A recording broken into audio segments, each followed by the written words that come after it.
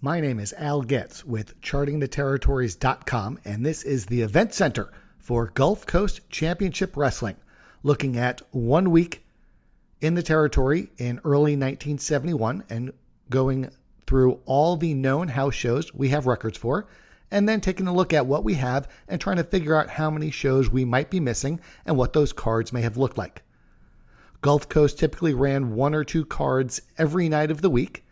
And the week we're going to look at is the first week in February of 1971, where we have records for 11 house shows run by the territory. On Monday, February 1st, they ran cards in Laurel, Mississippi and Panama City, Florida. On Tuesday the 2nd, Meridian, Mississippi. On Wednesday the 3rd, Mobile, Alabama. On Thursday the 4th, Crestview, Florida and Hattiesburg, Mississippi. Friday the 5th, Dothan, Alabama and Pascagoula, Mississippi. Saturday the 6th, Gulfport, Mississippi and Quincy, Florida. And Sunday, February 7th in Pensacola, Florida.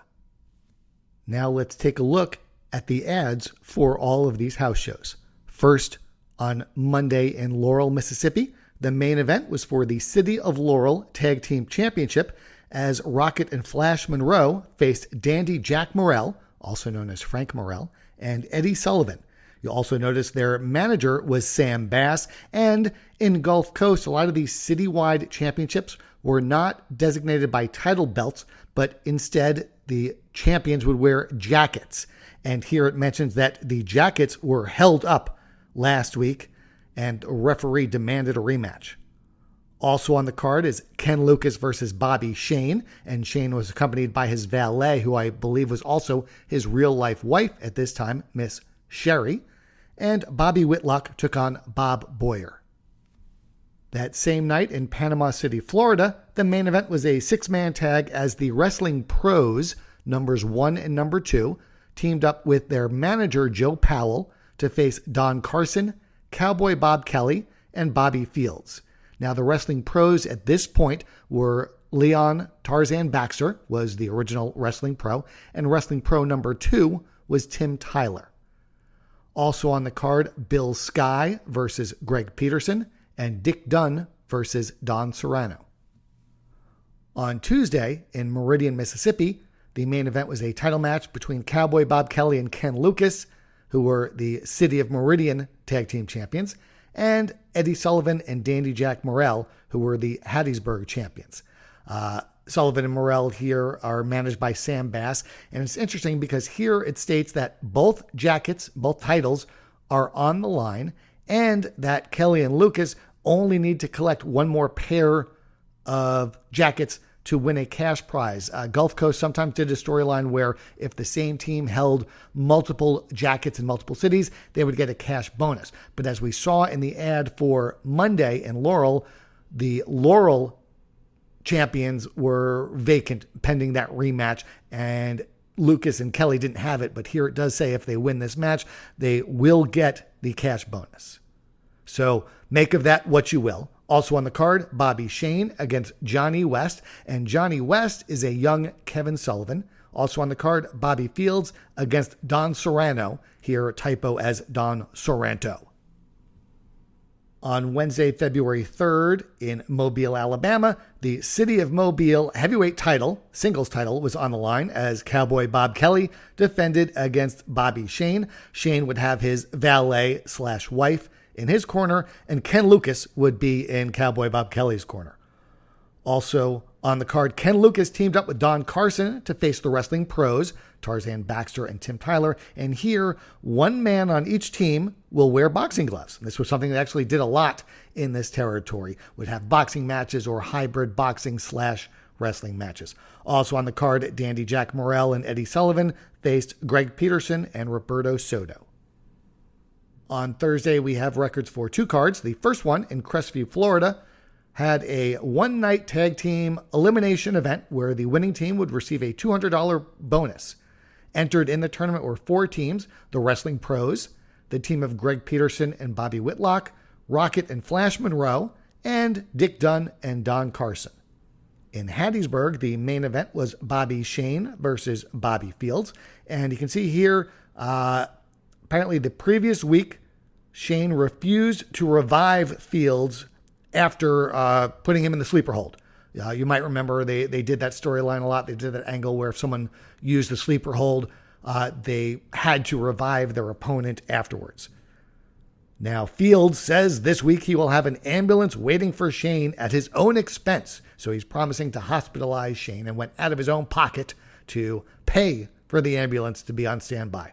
Also a 6-man tag as Ken Lucas, Cowboy Bob Kelly, and Johnny West face Don Serrano, Dandy Jack Morrell, and Eddie Sullivan. And the heels were managed once again by Sam Bass. And then a preliminary match, Ken Lucas versus Don Serrano. You'll notice both of them are in the 6-man tag in the semi-main. This was something a lot of the territories in the South did. We sometimes refer to them as captain's matches. It's a one-fall preliminary warm-up involving wrestlers who were competing in a tag team match later in the card.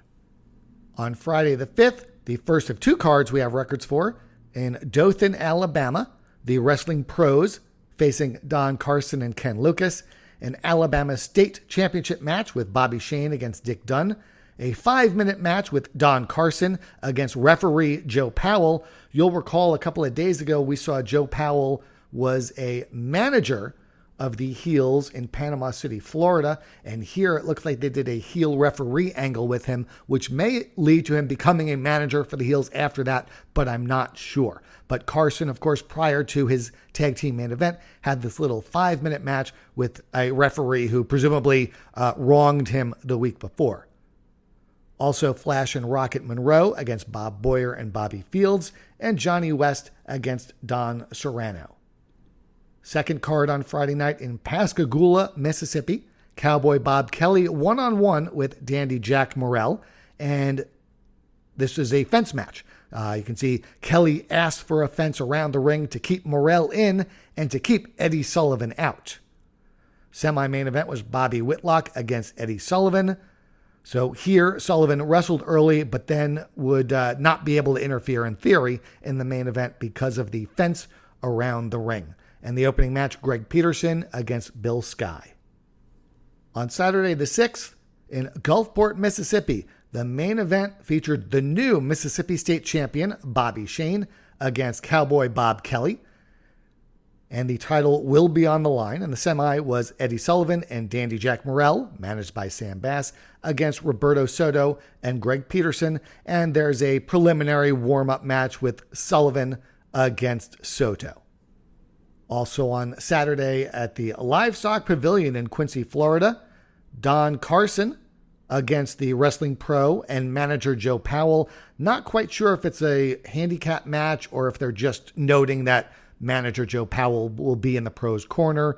Sometimes it's hard to tell. Also a tag team match, Flash and Rocket Monroe against Ken Lucas and his partner, the Pascagoula Plowboy, better known to 80s fans as Uncle Elmer, a.k.a. Stan Frazier. And the opening match, Bob Boyer versus Bobby Whitlock. And wrapping up the week on Sunday night. Now you'll notice the date here is incorrect. The date says January 31st, but this was the ad for the February 7th card. They just forgot to change the type from the previous week's ad. Main event is a City of Pensacola championship match with Ken Lucas against Bobby Shane, where both wrestlers will wear boxing gloves. Also a 6-man tag, Roberto Soto, Greg Peterson, and Cowboy Bob Kelly against Rocket and Flash Monroe and the Wrestling Pro. 2 warm-ups involving 4 of the wrestlers in that 6-man tag as Roberto Soto faced the Wrestling Pro and Greg Peterson took on Flash Monroe. And then the opening bout, Joe Flaherty against Eddie Sullivan. 11 known house shows in the territory. Let's take a look at a spreadsheet I put together listing all the wrestlers that were booked on these cards and trying to figure out what we might be missing. As I said earlier, they typically ran 1 or 2 shows a night. So anytime they've got two cards, that's probably all they ran. But we're going to look at some of the nights where we only have records for 1 card and see if we can figure out if we're going to be missing anything. So here on this spreadsheet, the baby faces are on the left, the heels are on the right. The full-time main eventers are listed at the top rows, and it works its way down to the upper mid-carders, preliminary wrestlers, and then the part-time wrestlers. You'll also see some of these towns are highlighted in green and some of them in yellow. If the town was in the Florida or Alabama end of the territory, it's highlighted in green. If it's in the Mississippi part of the territory, it's highlighted in yellow. And this will be helpful in trying to figure out what we're missing. You can see that most of the wrestlers worked in towns on both ends at some point during the week, but there are a few wrestlers that may have been relegated to one end of the territory. If you look at Don Carson, Dick Dunn, and the Wrestling Pros, all the records we have for them are in towns on the Florida and Alabama side of the territory. And some of the wrestlers are in Mississippi more often than in Florida, but they're still booked on both sides. And that is Dandy Jack Morrell, Eddie Sullivan, and even Cowboy Bob Kelly is booked on the Mississippi end 4 out of 6 times. But he's in Alabama and Florida the other 2 times. So taking a look at Monday the 1st, we have records for 2 house shows. And as you can see, the only wrestlers not booked are some of the baby faces. And that is the Pascagoula Plowboy, who you also see wasn't booked every single night of the week. Also, Johnny West, who is being used in the prelims and the mid-cards and thus might not be booked every single night of the week. And then the part-timers, Joe Flaherty and Roberto Soto. So given that there's no heels unbooked and only a couple of baby faces, most of whom were part-timers, there probably was not a third show on this night. But when we look at Tuesday the 2nd, where we only had records for the 1 card in Mississippi, there are several wrestlers not booked. On the babyface side, Don Carson, Dick Dunn, Greg Peterson, as well as Pascagoula Plowboy, Bob Boyer, and some of the part-timers and preliminary wrestlers. On the heel side, the Wrestling Pros, as well as Rocket and Flash Monroe, and Bill Sky were unbooked. So there are definitely enough wrestlers not booked in Meridian for there to be another card. And as we noted earlier, some of these wrestlers only seem to be working on the Alabama-Florida end, and that's the Wrestling Pros, Carson, and Dunn. And none of them were booked in Meridian, so therefore, if there was a second card on this night, which there almost certainly was, it probably was on the Alabama-Florida end of the territory involving those wrestlers. So probably the Pros teamed up, and perhaps the Monroes teamed up as well, and one of them would have faced Carson and Dunn, and the other one might have faced Greg Peterson and Bob Boyer, or perhaps the Plowboy and one of those wrestlers, and then there might have been a preliminary match involving Bill Sky and one of the other prelim baby faces not booked in Meridian. Now, Wednesday in Mobile, at the beginning of the year, they were running the Fort Whiting Armory. Later in the year, they actually moved to a larger venue, the Municipal Auditorium. And when they started running that venue regularly, it looks like that was the only house show they were running on Wednesday nights. But here, there are a good number of wrestlers not booked, so there may have been another card on Wednesday, but there may not have been, and I'll get to that into a little bit. Looking at who's unbooked on Wednesday, on the heel side, you have Rocket and Flash Monroe, Bill Sky, Don Serrano, as well as the manager/heel referee, Joe Powell.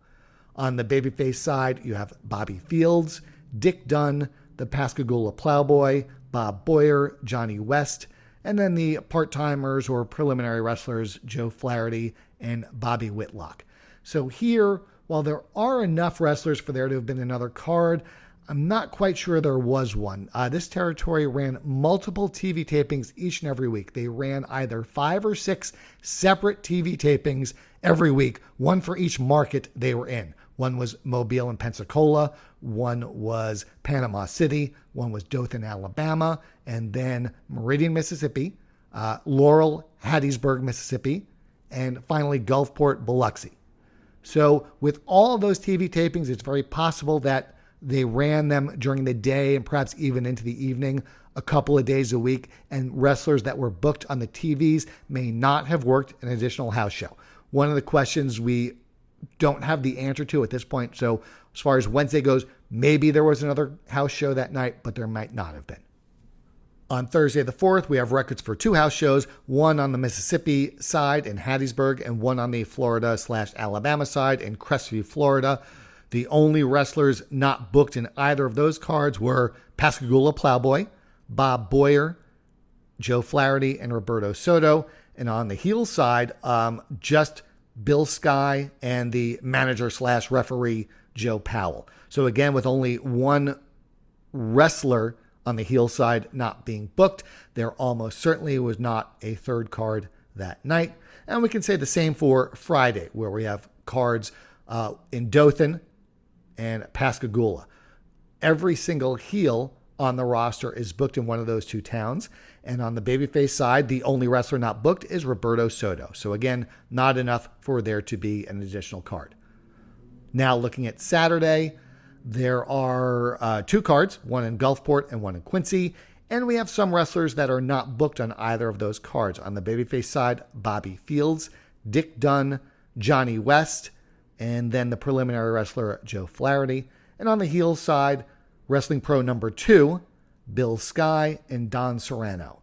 Looking at who's not booked, it's really hard for me to state to an absolute fact that there was another house show on this night. I can't see them running 3 a night, although anything's possible. This may be a similar situation to Wednesdays where we speculated that they're running TV.